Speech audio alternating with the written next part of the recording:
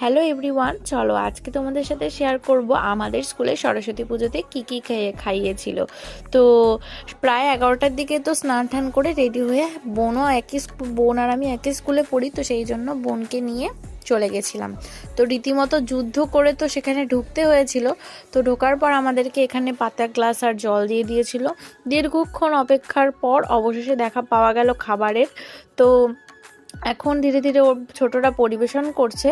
তো সবার প্রথমেই চলে এসেছিল আমাদের পাতে সুন্দর টেস্টি টেস্টি বেগুনিটা সত্যি বলছি ভীষণ টেস্টি ছিল।